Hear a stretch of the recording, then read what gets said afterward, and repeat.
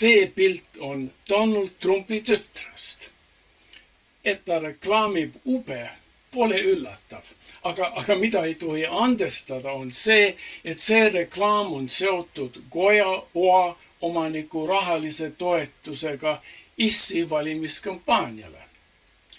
Ameerika föderaalseadus keelab föderaalpalgal töölisi toetusi paluma vastu teenetega. Ja Trumpi tütar on Valge Maja palgal. Samasugused huvide konfliktid on näha igal pool, kah Eestis. Valitsusel on oma valdkonnad, eraettevõtetel on oma valdkonnad, perekondadel oma valdkonnad ja iseseisvatel inimestel omad. Minu arust valitsuse valdkonda peab piirama kõige tähtsamate asjadega. Ühiskond saab hakkama muuga. Nende tähtsate asjade seas mina pean riigikaitse, õigluse süsteem, rahva tervis, välissuhted teiste riikidega ja nii edasi. Meeleldi volitan valitsust rahva nimel kulutada maksumaksjatelt kogutud raha nendel otstarbetel. Siiski kodanikudele peab säilitama autoriteet otsustada, kui palju maksumaksjate kogutud rahast peaks kulutama haridusele, lastehoiule, töötute ja laste toetustele, pensionitele ja muude sotsiaaltarbetele. Mida mina ei aktsepteeri üldse on, kui valitsus püüab otsustada, millised ettevõtted peaks ellu jääma ja sellega milliseid mitte toetada. Kelle firma oad vajavad toetamist ja kelle firmad mitte. Seni pole ükski valitsus saavutanud rajarekordit, kui valivad edukaid ettevõtteid, mida maksumaksjate rahaga toetada. Võime kohe näiteks võtta Hiina megaprojekti 3 kuristiku tammi, mille ehitamine maksis 30 miljard eurot. Tamm pidi kontrollima üleujutusi samal ajal, kui elektrit genereerib. Seni pole tamm saanud oma otstarvetega hakkama. Tänavused üleujutused on rikkunud viljasaagid ja ähvardavad rahvast nälga jätta. 100 inimesed on surma saanud uputuste pärast.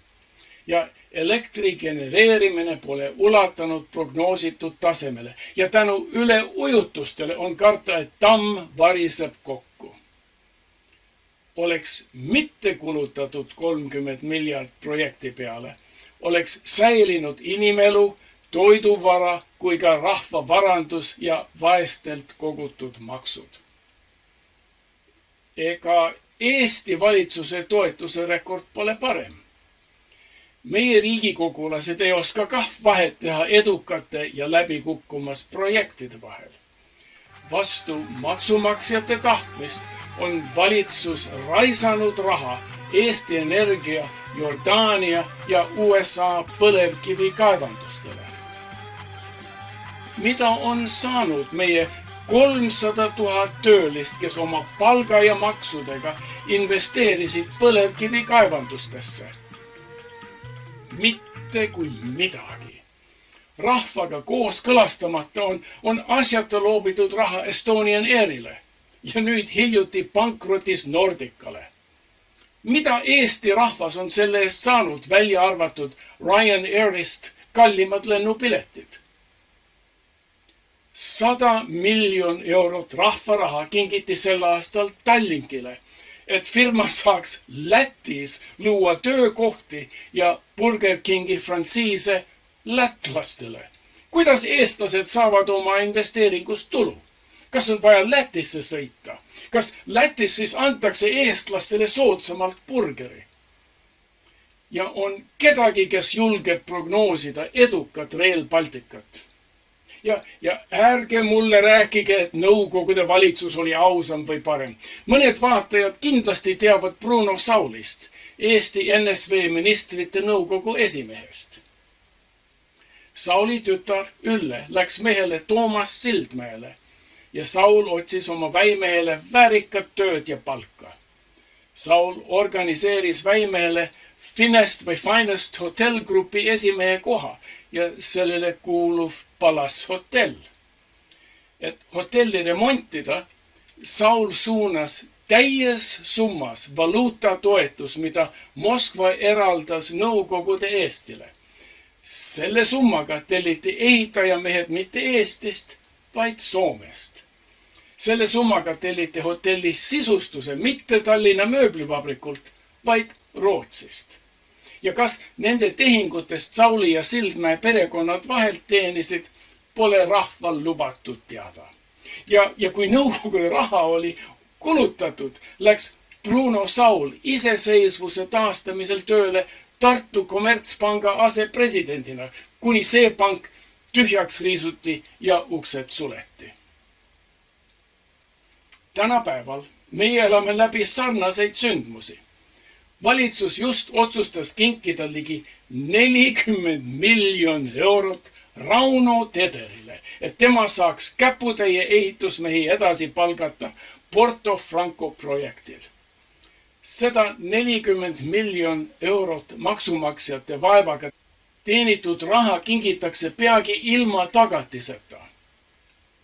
Kui koroonaviiruse ajal kontoriruumid jäävad tühjaks, kui restoranid uksi ei ava, kui hotellid jäävad tühjaks ja kui poodides pole kaupa, kas on loota, et Porto Franco projekti rahastamine on riigi ja rahva huvides? Kui Porto Franco oleks kindel investeering, oleks pangad ja eraisikud ammu seda rahastanud.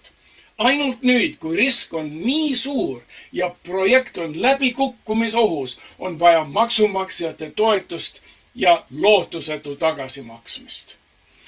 Nüüd, et Eesti valitsusel on hoog sisse võetud kinnisvara arendusprojektidega, pole meil võimalik seda enam pidurdada. Näpuga on näidata hipodroomi arendusprojekti, millega valitsus oli valmis leivaraha eest kinkima rahvale kuuluv maalapp.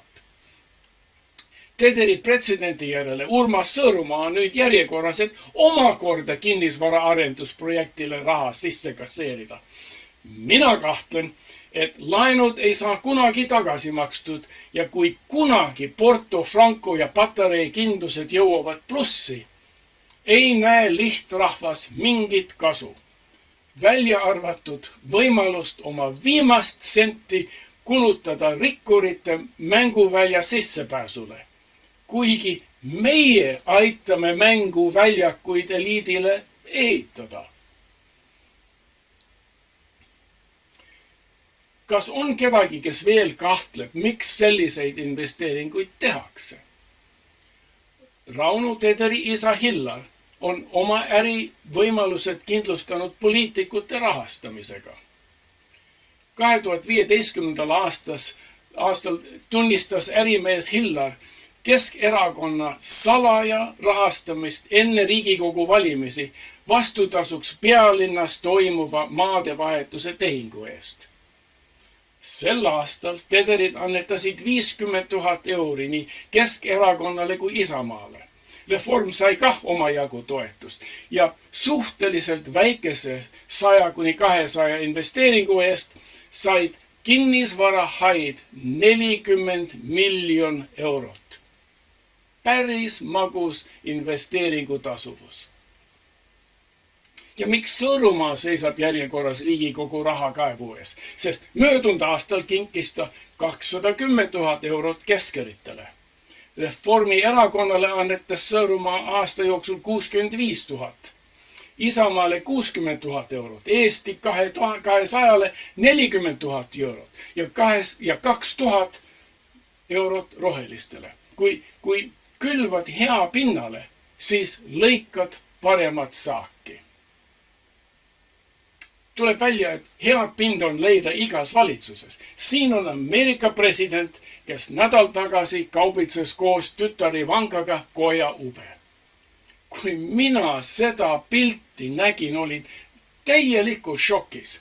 See on Ameerika presidendi ovaalne kontor ja see on ajalooline Resolute töölaud. Resolute oli Inglise kuninganna Victoria majesteetlikkuse sõjalaev, mis jäi jäävangi Kanada vetes. Meeskond hülgas laeva, mis iseseisvalt vabanes jäävangist ja triivis tühjalt Gröönimaa poole, kuni Ameerika vaalapüügilaev seda märkas ja pukseeris selle sadamasse. Sest Ameerika ja Inglismaa suhted olid sel ajal häiritud, otsustas Ameerika president laeva remontida ja saata tagasi Inglismaale.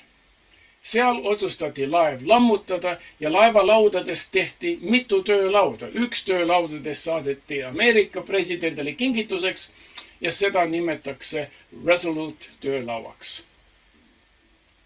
Mina olen ovaalkontoris käinud ja mina olen seda töölauda näinud.